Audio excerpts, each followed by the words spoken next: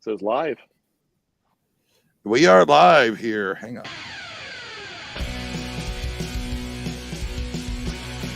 Now my computer, he's freezing up, doing everything. It's getting weird again. Hello, everybody on here? Everybody here okay? Oh, yeah. We got you, right? All right, we are live here on Trucker Talk, sponsored by Market Express. I'm your host, Roy Bain. In the center of the screen, you see Jim DIngman, and fading in and out, you got Joe Alvarez, the driver for Market Express. Not sure what's going on with his connection, but hopefully we'll be able to hear him. And my internet's jacked up and crappy, so we're just having all kinds of hell. I'm up at Hesperia up here at the Pilot truck stop tonight, and it's just not working. The internet's just not very good up here tonight. So, can everybody hear now? Oh, yeah. Yeah. Gotcha. All right, I got Joe, and Jim froze up. So, I want to start off the show tonight and take a moment of silence for everybody out here for what happened down in Texas today. I think we all heard the news and all that stuff, and it was not a good day at Texas at all. So let's take a moment and acknowledge that first off.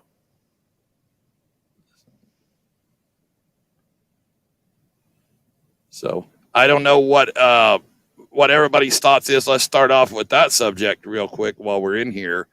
Did anybody follow the news and can share any more than what I know about it today? I caught just limited information. So I just read somewhere that kid was an 18-year-old senior at the high school there today. So I don't know. That's about what I got. Crazy. Yeah. So that's what I got. 18. All right. Yeah. So, like I said, I do apologize for the sound and all the stuff that's going on. I don't know what's going on over here tonight. Jim, can you hear us? Yeah. So you're just fine. I'm going to have Jim back out of the thing. And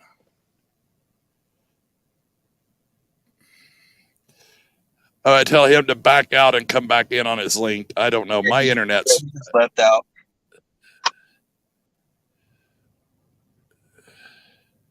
So, but no, Anthony, I'll let you start off tonight on talking about the trucking industry.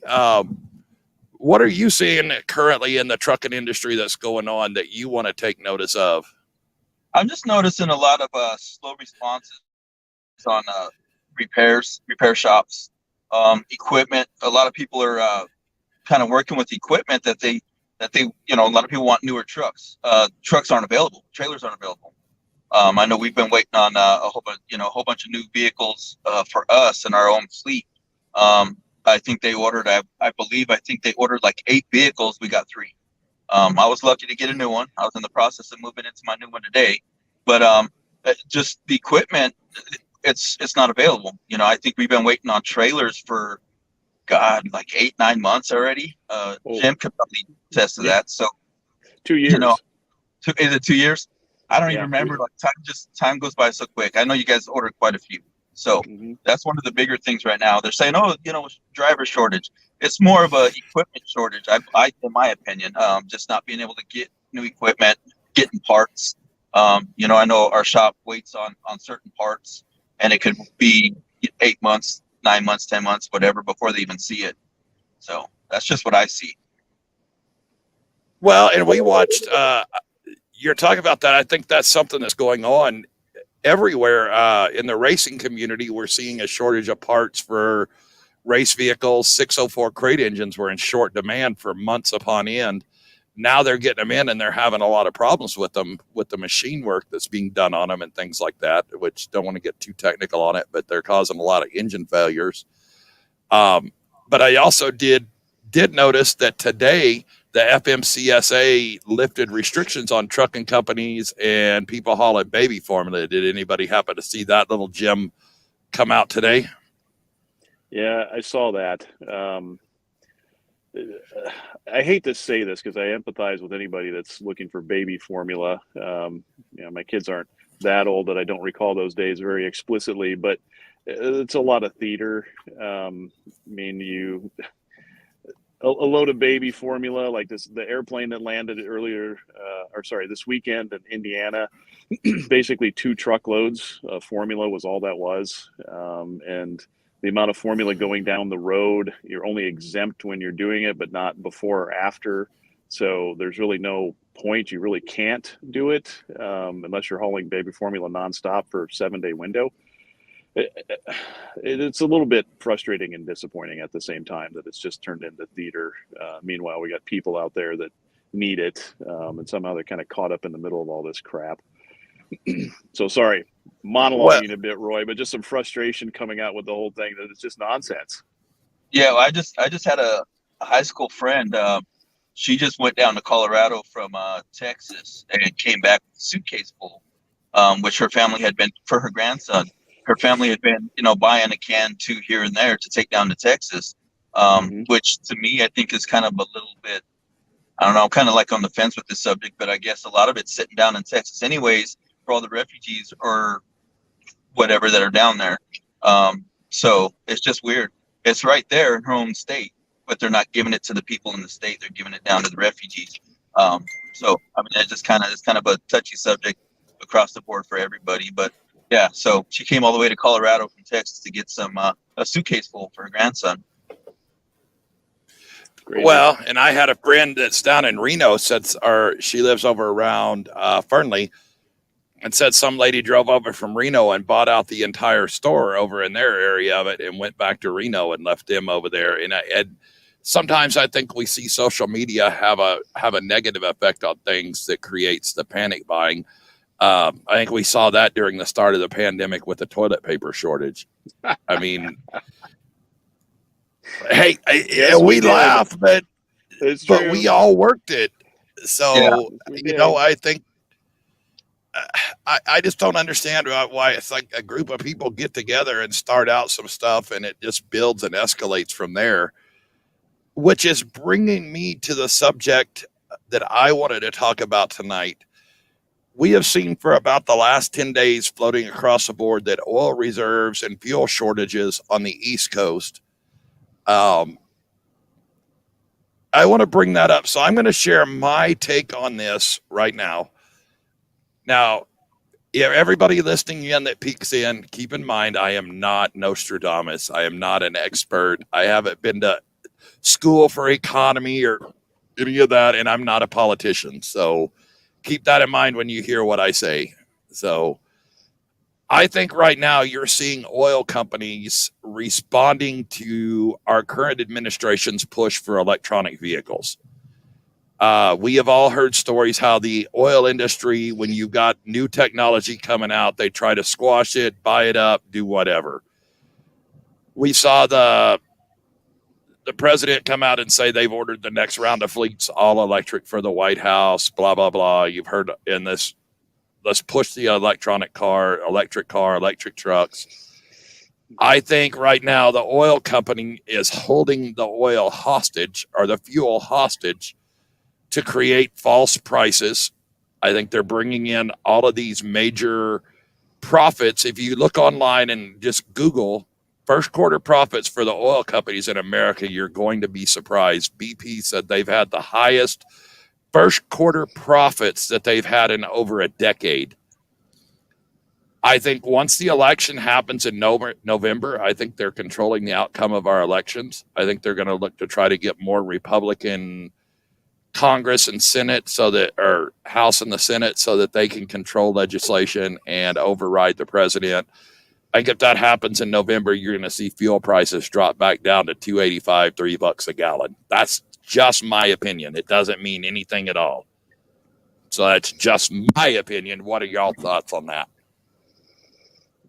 The question I think is maybe has there been any change in production, right? The output or availability, and then has there been any change in usage or demand? And I don't know that. So normally something would go up in price, baby formula, if more of it's being consumed or at least bought. But it would seem like with all the fuel enhancements over the years, electric vehicles, even small amount that they have an impact. Consumption would probably be decreasing or going down, which normally leads to a lower price, right? Right. So the dynamics are a bit on their ear right now, but the motivator between baby formula, toilet paper, and fuel is all the same. It's fear, right? As soon as Ukraine war broke out, or whatever it's being termed as, prices jumped when oil leases were being threatened or closed, even though they were inactive leases.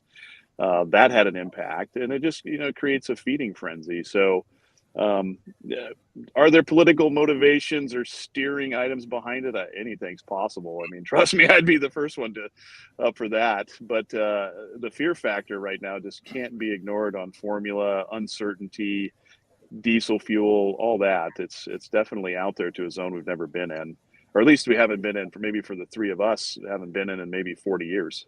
So I was Yeah. fairly young the last time we went through this. Right. Yes. Well, and I want to point out to everybody on here, us three in here tonight talking, we're all veterans. So, and I talked to Jim a little bit about this morning. We have a little bit different perspective on what we've seen, because I know for myself, and I'm sure these other guys have experienced it too. When you're in the military, you see some things behind the scenes that you don't always see on the forefront of the news. Not saying that there's conspiracies, but we all know there's things that shape what's going on that don't necessarily ever make it to the forefront. Yeah, definitely agree with that. So, I know Jim talked about what he wanted to talk about a little bit to piggyback on the oil consumption, the oil usage, and you touched on it just a little bit. We talked about this morning when I first started driving. If you had a semi truck that got 5 miles to the gallon, you were kicking ass.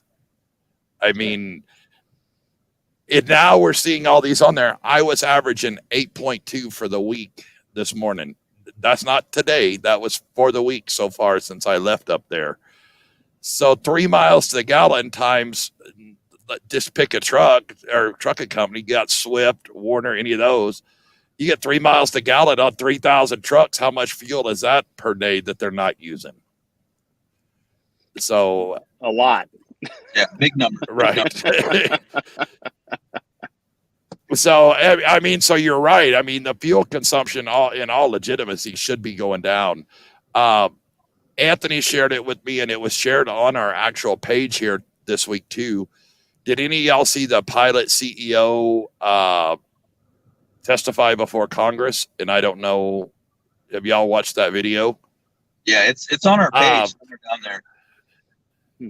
Yeah, one of the things that he talked about when he testified before Congress was, and this is something I noticed after he said it, that you guys talked about it in our every bi-weekly get together.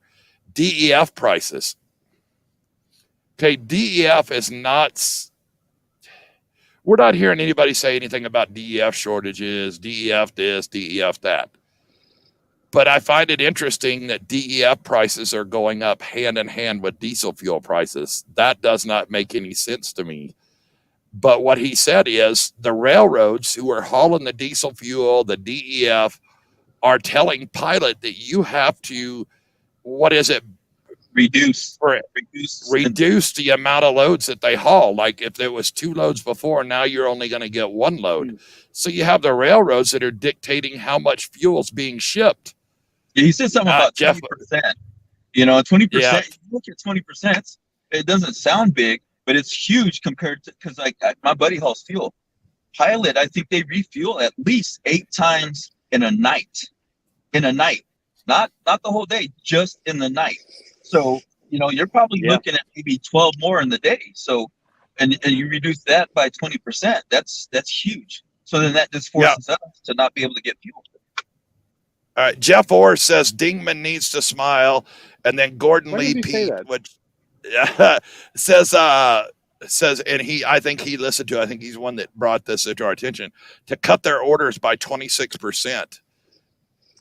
Okay. Yeah, so there's a little bit, I mean, I'm not going to defend anybody here, especially if all the railroad. But we, in the business that we touch that goes on and off the rail, we were put on basically an allocation thing here from almost 8 months ago. So they told us just for garden variety load of ours going onto the rail 8 months ago that we were on allocation. So, the rail's not like the freeway, right? There's only so many trains that can go up and down. And cargo, as fuel goes up, this is where it gets into almost like a witch hunt type of deal. Fuel goes up, more freight goes on the rail. More freight goes on the rail, there's less room for fuel on the rail. The less room for fuel there is on the rail, the higher fuel goes up. It's this bizarre cycle, and it's nuts. And that's where we're at right now. I don't know where the out is on that. But keep in mind, what have we had? One stretch of rail built in the last 70 years. And the last refinery was built when, Roy, you were probably 3. So, not to age any of us, but there hasn't been changes to the infrastructure to do all this, and this comes up every time we're in an economic cycle. And suddenly, there's no capacity to do these things, and the fallout starts to come from it. And everybody in our leadership posts, whether you're the CEO of the railroad or you're whatever in the U.S. Senate, they all stand around and look at each other. Well, good heavens. Stuff's 30, 40, 50 years in the making, and not for lack of advertising or people bringing it up. So, well, and I'm going to give you a prime example of something today I heard. I have a friend that's still transporting RVs.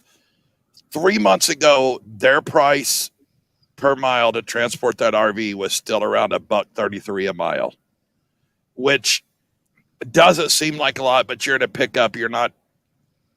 It's a whole different thing. He just picking up a load today, going from Elkhart, Indiana, out here to Gilroy, California, at $2.44 a mile. That's $1 a mile more hauling RVs. But he also said, and I can attest this, fuel on a trip back from Elkhart, Indiana to California when I was doing it, it's about $900 it would take in diesel fuel because we get discounted fuel doing that, things like that. But he said now the cost to fuel out here is about $14 to $1,600 getting it out because of fuel prices that went down. Because we used to get a major discount on fuel at the Petro in Winnemucca, and that's went away, and so they don't have that. So I mean, the West Coast is where the fuel prices are really, from Nevada on, is where the fuel prices really dramatically jump. I don't know if y'all are seeing that with the trucks that are going to Denver or not, Jim. Do y'all see a difference in fuel that way? Oh yeah, Denver is kind of the break point. It's definitely lower in Denver, gets lower through the Midwest, and then starts to tick up again when you're getting through the Rust Belt. So that center section of the country and then the southeast corner always do pretty well on fuel, but they have a little bit different delivered cost due to the favorite word here, pipeline. They have a lot of pipeline density and pipeline network in the Midwest and Southeast that we don't have as much here in the West because we have these things called mountains that can kind of get in the way of that. But then we also don't have the political climate to do a lot of that. So we're always going to end up with a higher cost in the West. We have the different transportation or delivered cost structure. We have different taxes. I think the tax on diesel fuel in Washington at the pump is 78 cents, 68 or 78 cents. I think so it is. It's high. Yeah. And then you get to states like South Carolina where there's no tax on diesel fuel in South Carolina. I run back and forth to Denver, and I've noticed every time I fuel, it's gone up. I know, full tank. Well, not really consider a full tank, but 3/4 of a tank of fuel would cost me somewhere around, well, not me, but cost the company somewhere around $500, $600. Now I'm pumping 900, 999, 989 to fuel the tank, same 3/4 tank. And it's always the same spot. I don't change spots. I fuel in Laramie. I fuel in up here in Biggs Junction in Oregon. So those are my 2 fuel spots. And it's just going up and up every time. And Roy freeze up there. I think Roy. Yeah. Roy. Either he froze up or he's taking a nap on us. I mean, obviously, I know we don't pay those prices that we see at the pump, but still, I keep track of those numbers so that way, if there's any discrepancy, I have it there for finance office or whatever. So, But it's just crazy. And like you said, same thing with the DEF. I know we try to get it at the yards and stuff as much as possible because it helps us financially. But sometimes you especially gotta with the DEF. DEF at yeah, the yard is a ridiculous bargain. right. Sometimes it's just hard. It's hard to you're like in between. So you got to put a little bit on here, put a little bit on there. So those prices did go up. It's just I don't understand with that, but Yeah, and the key thing to remember in all that is, and you pointed it out, Joe, what's at the pump price is not what we're paying. Can There's y'all hear multiple me at different. all? Yeah, we yeah, got you, Roy. now we got you. So between what we have in negotiated price, what we get in volume. Can y'all hear me at all? Yeah. Yes. Roy, you He's got a copy. Yeah. Man, Hesperia is apparently a horrible spot to do this from. I have full bars, and I don't know Note what's to going self. on. Oh my God, it sucks. Can you see us? Hey, on the Dan screen? Smith, how you doing, buddy? Hey, hey Jim, so Yeah. I know you were talking about getting the discount at the prices for the fuel and stuff. My deal as a driver that I see is we're not the only company getting that same discount at that pump. So what essentially what's happening is you got 3-4 trucks backed up per lane, and you got like 7 lanes, so that's 14 trucks waiting to get fuel because we're all getting the same discount at the same pump, and which turns like literally 7 to 10 minutes to top your tanks off. It's turning into an hour 20 minutes because everybody's in there for that same discount. Yeah, and believe me, Joe, I understand the pain completely. And this is just coming from, this is just like a very sterile mathematical approach, but I've looked at this for years, almost 20 years now, and a fuel stop in any given location generally takes about an hour and 15 minutes. And, there's whatever factors involved. The, guy in front did something stupid. It's this, the good spot between Salt Lake and Boise to fuel because it's halfway or, what have you.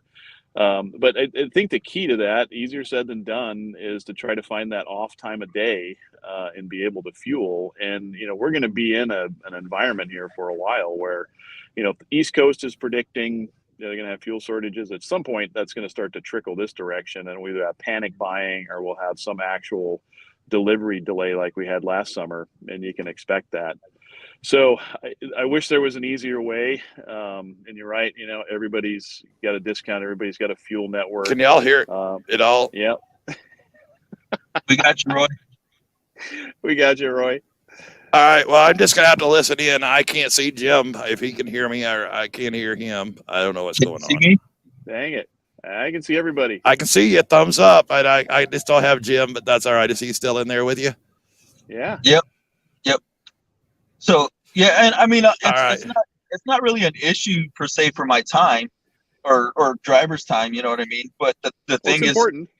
Well, I mean, it is. I mean, that is a big thing. But what I'm saying is everybody's getting that. Everybody wants to go to that sweet spot to get that discount.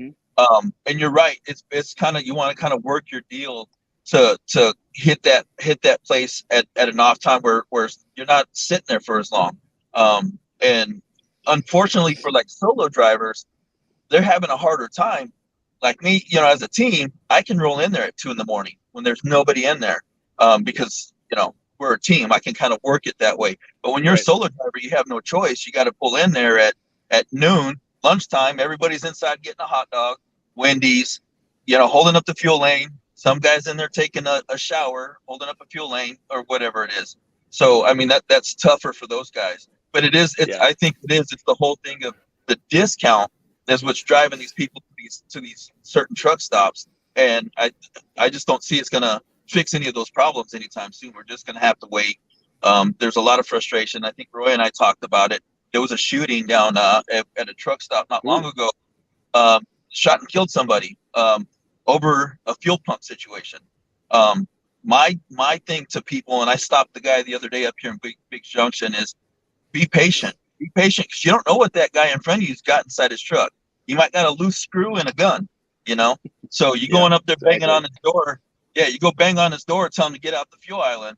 And if he's got that loose screw and a gun, you can get shot over something so stupid. 5-minute wait, 10-minute wait. So that's just my thing to So, everybody. Take your time. all right, so we got a question, and I don't know Jamie. I know the name. Says, how do you guys feel about the customer service team at MX? I feel Jamie, excited. I'm going to be rude and make me sound like a jerk here. I don't know anybody on the customer service team other than Tracy. We don't deal with y'all as drivers, so I haven't heard a single complaint from me. So there you go. You must be doing awesome. So my turn. Okay. Yeah. I know Jamie. She's a CSR for one of our bigger accounts. She's actually really, really awesome. I know she does a lot of work with that customer to ensure our flat floor trailers are there. Our drivers are meeting the pickup and drop off times. So I mean, I think across the board, all of our customer service reps are pretty good, keeping in contact with our customers and making sure that the drivers are taken care of. I've never really had to deal with any major issues lately. They've been working out a lot of speed bumps that we were having with the whole change of personnel that came in there. So I mean, I don't know. I know when I was on the account that Jamie dealt with, I had a couple of issues, and she was like, 2 seconds. I'd call her, and she'd be like, "Give me 2 seconds," and she'd come right back on and take care of that, and I'd be rolling again. So I'm going to remove Jim and bring him back in so maybe I can see his face. He may be gone. I can't hear him if he. Okay. All right. I've lost him completely over on my side. But drop off and come back, Joe. I loaded in a new customer today. I loaded in Fontana, and I'm not going to give out any names because of whatever. First time there, I was in and out of there in less than an hour, and it was a live load. So customer service at MX, Jamie, is one of the best. That's from Jeff Orrs. I really am not complaining about any of the stuff that we're doing right now, but I'm not doing what everybody else does, so we don't talk about that. So I went to Ontario. I dropped a hook today. That was easy, and then 14 miles up the way, loaded and on the way. So, like I said, I had to call Jim the other day and check in. I hadn't called him bitch that even 2 months. So it's like, hey, just want to let you know I was still alive. But what I've also noticed too lately is a lot of the customer service reps are actually jumping on the other side and helping with dispatching and ensuring the trucks are moving. So that's pretty cool too. So they're kind of playing double duty.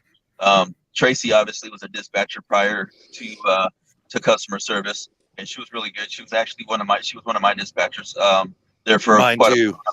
Yeah, I was kind of bummed when she left, but I'm glad she came back. She came back in a different role. But yeah, I was pretty bummed out. She was a really good dispatcher. So being able that they can both do both sides, they can kind of understand how the movement of the trucks and making sure that the planning and the customer service and how it all works together. I think is really cool. Getting them all moved around inside that office, kind of play a piece of every role, so that way they understand how it all works out in the big picture. I think is a cool idea. And I don't know if Jim or Dan or whoever it is that kind of pitched that and it's working that in the office, but I mean, hey, kudos, man, it's working. Yeah, I mean, we're seeing as we maybe get ahead of a few things, whether it's from the weekends or nights or et cetera. We get a little bit more time back during the day. And I mean, I don't want to sound like I'm boasting when I say this, but I put a second phone in my office that only gets inbound driver calls or from the driver group. So I can keep an eye on it all day. How many calls are coming in that are basically going to the driver manager, coming out, or just raw calls coming in. Or sometimes I see that somebody calls 4 or 5 times within a minute. Or who's leaving a message. So we've tried to do as many things as we can to try to keep up on that. So if there is something going on, we can get on it right away. Now, it's never going to be perfect. I mean, there's always going to be that moment where it's not going to be as fast as we'd like. But just from what I've seen in the 3 months that I've had that extra phone in my office, there's been a lot of progress made on jumping on things right away, getting ahead of it, staying ahead of it. And I can see it now on Monday mornings when I walk in.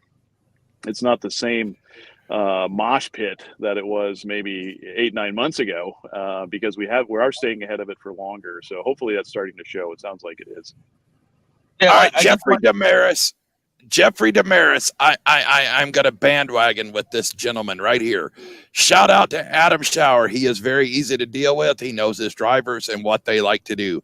Jeffrey, I am going to tell you right now, I agree wholeheartedly. That's for the last 2 months I've been dealing with Adam. That's why Jim hasn't heard a word from me. So we're going to leave it at that and not say another word. So there you go. See, go ahead, Anthony. I gotta say, with Adam and I don't have to call him. I'll shoot him a text. This is what's going on. Boom, done. Over in our dispatch is handled in text. But I've also worked with Adam for 10 years. Adam's known me for 10 years in the trucking industry. He was my dispatcher at a previous company. All that, we know how each other work. If it's something, a crisis that he needs done, you know that. If it's not, it's like, do what you got to do. Bye. Right. and Jim, to go on like your phone calls and stuff, I think a lot of it is getting the Samsara worked out. I know I'm still having a little bit of issues with it. I'm still having to call in and deal with making sure that that it's logging what I'm doing and stuff. But a lot of the things I think are getting taken care of, which is minimizing the phone calls. I know it's a newer system for us, and we're got them all in all of our trucks, and we're still working out a little bit of the kinks. But for the most part, I think that's what's helping out with a lot of the phone calls, a lot of the frustration. I know drivers are really frustrated with it because it was just not, whatever. And a lot of people, they're not tech savvy, so. And it's crazy because we're starting to, everything's starting to go to the technical side where we're, laptops, tablets, stuff like that. So your old school dispatching. Yep. Well, and Dan Smith pointed out, and I know where he's coming from. Our company workday technically starts at 8 a.m. and the first thing y'all do is y'all have an 8 a.m. meeting that all the people that you need to talk to are a part of the meeting, and it's highly infuriating. Just so you know. Well, when we you try to to call out a little bit and have it be at 8 o'clock, so we had a lot of things out of the way because we've got people coming in at 5, 6, and 7. Yeah, so, well, my 2 cents on that, it should be 10. Because everybody, all of the customers are opening up at 8. That's where we run into all of our problems as drivers out here. And then the thing you said, okay, so you got people coming in at 6, 7, 5, 6, 7. Between 5, 6, 7, they're dealing with the mess that was left from over the night. So we're trying to get ahead of. Right. So they're dealing with that mess. And then you guys go into a meeting and the mess is done. And then we having to call at 8. And I think that's where the frustration and I don't have those issues because I'm kind of set on a dedicated route. So, but the 8 o'clock meeting is the planners, and then ops managers, Jesse, Dan, myself, Tracy. So we shouldn't have anybody on the driver management, the dispatcher side on those calls, because we still want to make sure that that interaction is happening. So if there is, and we try to keep it to 15 minutes, so hopefully it's not a showstopper. But again, we've set it up so that there's still folks available to answer the phone and reply to messages, and then we can make sure that we're coordinating. And here's kind of the key takeaway and the reason why we have it at 8 o'clock. One, we got to have a little bit of a time to, as Joe pointed out, what's going on and what do we need to do, and then we've got to go as early as we can with that information, because a lot of our customers, they're on the East Coast. It's 11 o'clock. They're getting ready to go to lunch. So if we don't get to them by 8:30 or 9 o'clock, their day's half over, and we're considerably behind them. So that's just kind of the method behind the madness. All right, so we got several comments I got to get to in a minute. I'm going to tell you that what you talk about right there, I have to deal with that in new stuff that we're not going to talk about. My day gets started, I'm already halfway behind from people over there, and it's like, oh my gosh, this has got to stop. So Jeff Orr says, Adam is great, learned a ton from him along with Javin. Gordon Lee Pete, MX would be money ahead to get Ben Logan back, hell or high water.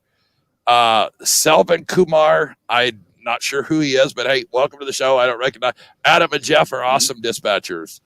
Gordon Lee Pete. Aaron Hicks was good too till he started. Never mind. We're not going to add that. That doesn't need to be put on the air. But good point, Gordon. Daniel Provost, make drivers first again. And then another comment from Daniel Provost. I think Market's biggest problem was communication and lack of empathy for drivers. I'm going to disagree on the empathy from the drivers. And when I talk, I have to keep in mind I get treated, and I know I do. I get treated a little bit different being the first driver, and try not to take advantage of that, but it happens. I've never had an issue with taking time off. When I had to get surgery done, y'all worked with me with short-term disability to make sure I didn't go without a paycheck. I've never had a problem. The only problem I have, and how do I say this without being negative? Sometimes people have a tendency to not see things the way you do and think that they're going to show you something that they don't need to, I guess is the best way to do it. So sometimes we butt heads in those areas, but not too much. I haven't had very many issues all the way around. No. Jim's always available. If I have a major problem, I can call Jim and say, dude, I need to talk to you right now. There's some shit going on. We need to handle it. I've experienced that. So here's my experience with this place. It's an open door. It's an open door. You have a problem. Yep. You go deal with your dispatcher. He can't take care of it. You go see Dan. Dan can't take care of it. You go see Jim. Jim can't take care of it. You go see Mike, and so on, all the way up the chain. You can almost dang near knock on Peter's door and go see him if you needed to. It shouldn't get that far, right? It'll probably get handled way before that. But I'm saying that this is completely different. And then, time off. I've never been to a place. Every place is pretty much, you work a month, you get 4 days off. I work 1-2 months. They give me a week off, whatever. They don't hassle me. So driver empathy, I think, is a mindset, what you think. I mean, you can't go in here and expect to, get pampered and get all the gravy loads and go hang out and do what you want to do. You got to work. This is here. It's a job. It's a business. It's about they need to make their money. You need to make your money. So you do your commitment, and they're going to give you what you want. So I don't know. I like it here. I do have issues every now and then. I'm not going to say it. I don't, but I mean, financial problems. I get a personal text message from somebody in finance saying, "Hey man, something doesn't look right. Is this okay?" Jim will text message me, "Man, how's your week going?" Like, I haven't heard from you in 2-3 weeks. Like, is everything okay? Like, how's that new truck? Whatever. So you got to make sure you still have a pulse, Joe. Right, and so everybody here, up and even to the senior management, they give you their personal cell phone numbers. People just, the only thing that they ask is don't abuse it. So I mean, it's every place has their issues, and it's your job to figure out, is it worth it to deal with those issues at that company? If not, then move on. When you find another company, they're going to have issues too, but is it worth it for you to deal with those issues? Are they giving you what you want? So, well, Jeffrey Damaris just says MX is a solid company. The grass is greener on the other side of the fence because that's where the septic tank is. So, yeah.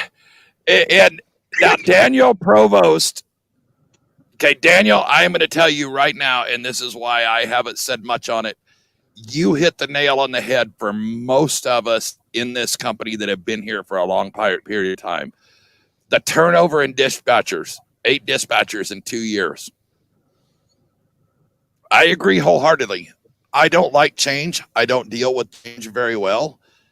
You get a dispatcher you really like, and then they're gone. And then you have to start all over with somebody else. That's infuriating. That, to me, is the worst thing.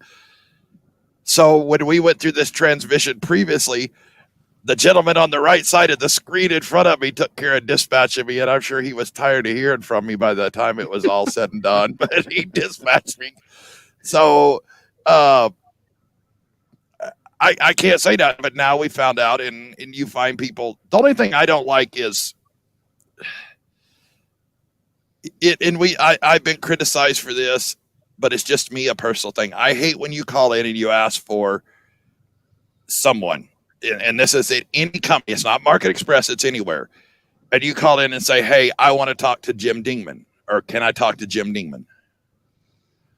Well, he's busy right now. Can I help you with nothing? No, not really. I need to talk to Jim. That's why I called and asked for Jim. Jim knows what's going on with me. Jim knows what's happened along the way. I don't want to start the whole story over with somebody new that's not been involved with this from the beginning. That's where I have whatever. That's just me. Other people may not mind who they talk to.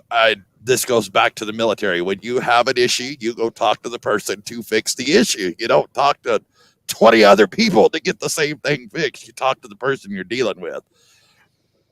That's just the difference between people. I'm sure it is. And I know, pretty sure y'all know that where y'all are at. I wouldn't want to do your job. I don't think I could deal with that many grumpy people.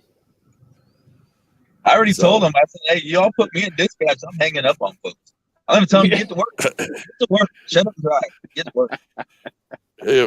So when you're done with that load, call me and we'll figure the thing out. Get to work. But I have noticed that. I'm a different person. We're all a different. I mean, being veteran, we see things differently. You get the job done, and then you complain when you're done. Well, we've all had a little bit different level of misery placed upon us, right? So the things that wouldn't even phase us, some folks wouldn't even be able to fathom. So yeah, and we're used to, by the way, uncertainty. So whether you're in the Army, Navy, whatever, there was always uncertainty. And this industry breeds uncertainty, right? Even when you have certainty, hey, trailer's supposed to be ready at this time, it's not ready at this time, right? And it's not even the same trailer. So that can be kind of disconcerting at time. But for those of us that spent whatever number of years literally surrounded and immersed in it, it's not such a big deal. So anyway, there's some, you got to take that with a grain of salt. I think that we had a different chaos built up. Yes, we deal with chaos very well. I think that's why most of us that are veterans in the trucking industry like it, because we deal with the chaos. We like it. I don't know. Maybe we're weird. I don't know. Yeah, it's part and parcel, I guess, right? But one of my key phrases is, if you're going to come up with a problem, make sure you bring the solution. Don't just, don't come over there and drop 4 or 5 problems and walk away and let somebody else figure it out. My thing is, if you're going to have a problem, have a workable solution. That always helps. If I come to Jim and say, hey man, here's the idea. Here's the problem. Here's my idea how to fix it. 9 times out of 10, he's going to listen to me and say, hey, you know what?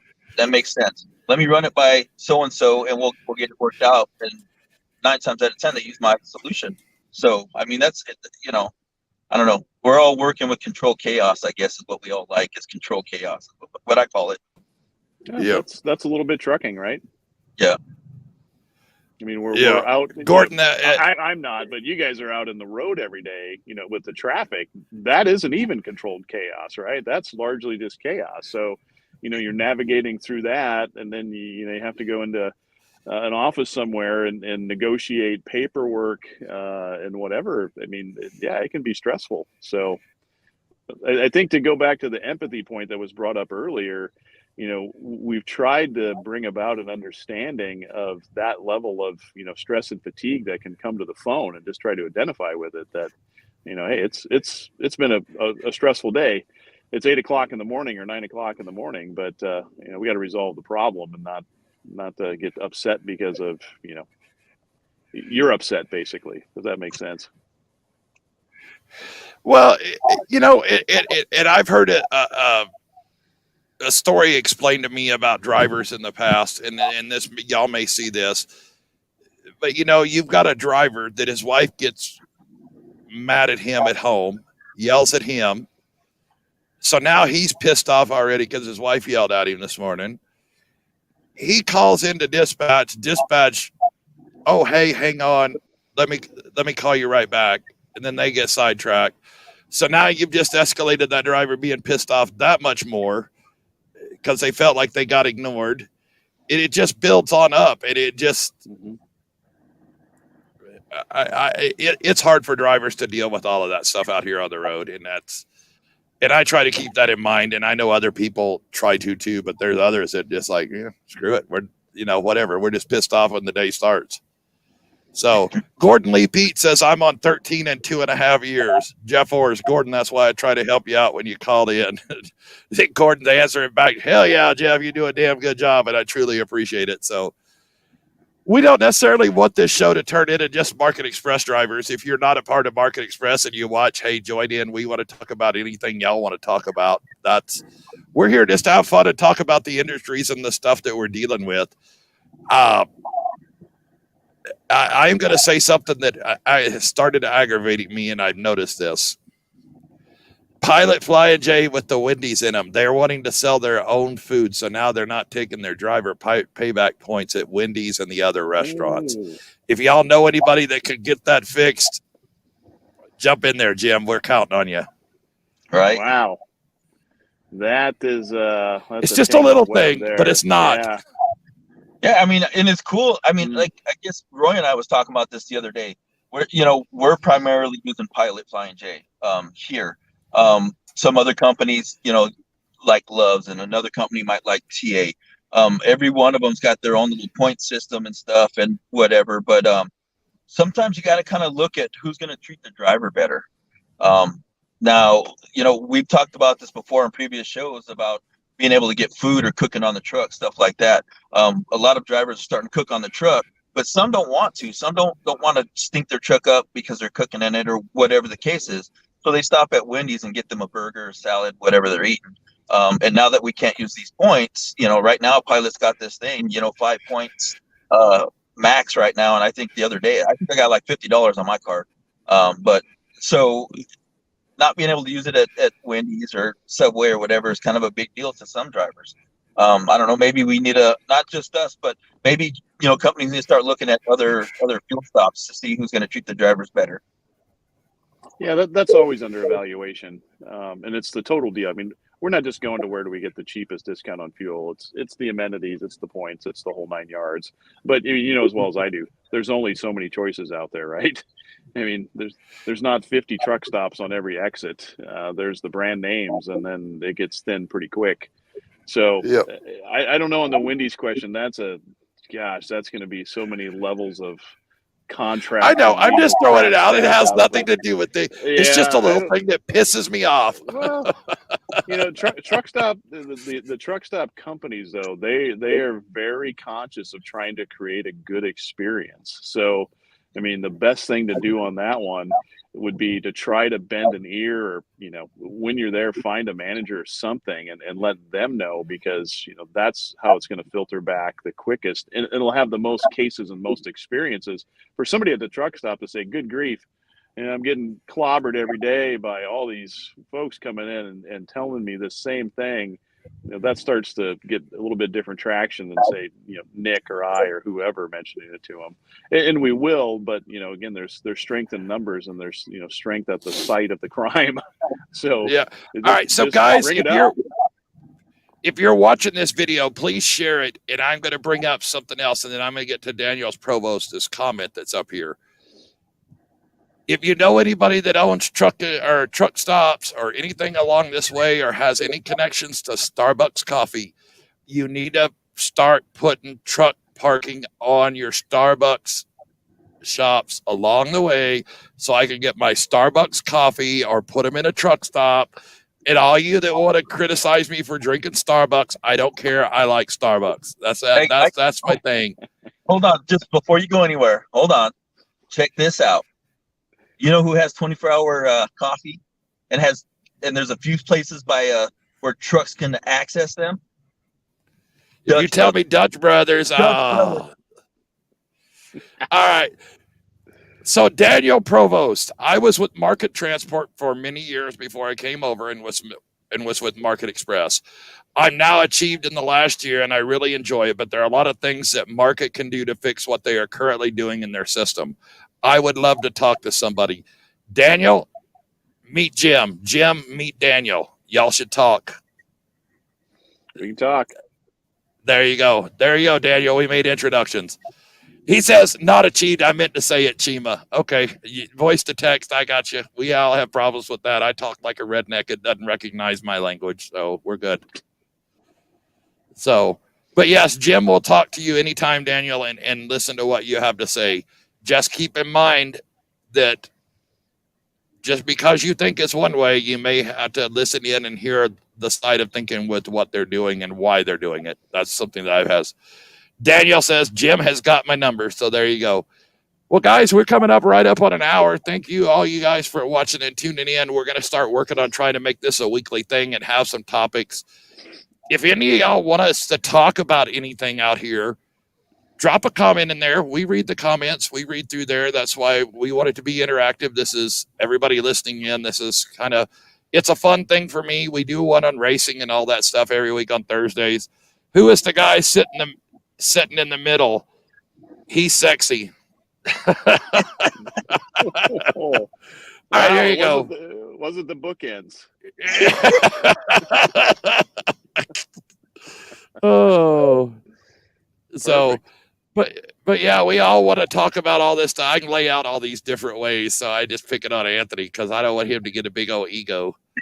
So, but anyway, now anybody that's looking for a good deal on a Traeger grill, contact Joe. He'll hook you up. I used the one that I got from him this weekend to cook a nice tri-tip. The price was right, worked great. So I got 2 more this week. Week. So anyway, I'm going to plug my own stuff. I have speeduniontv.com. We cover racing in the Northwest and California, live streaming. So we will be at Wairika, California for a 2-day show this weekend, and at Medford Southern Oregon Speedway for a big show on Saturday. Plus, we have a show that airs on Fox 50 in Sacramento every Sunday, covering the racing at Stockton Dirt Track at Stockton 99. But I want to thank Jim for being on here, and thanks, Roy. Thanks, Jim, for taking time out. I know you're taking time away from your family, and Joe, I don't feel bad for you, man. You're just moving into a new truck, so to hell with you. Hey, I got a new one before you did. Wow. I know. So, but yes, thank you everybody for tuning in and watching. If y'all have anything you want to discuss, drop a note in there. Fox 40. Yeah, Fox 40. He's right. Y'all can message me on Facebook, Roy Bain. Y'all can add me as friend on Facebook. Message me. I take messages on there. I spend most of my day doing social media stuff. So don't hesitate. We'll cover it. If you got something you really want to talk about, we'll bring it on. And I think we're going to stick to Tuesday evenings about 6:00. That way everybody can watch it live. I know at 4 and 4:30 it's kind of tough to do. So, all right. Thank you guys. Jim, have a good night. I'm in there. Thank you, Joe. Thank you.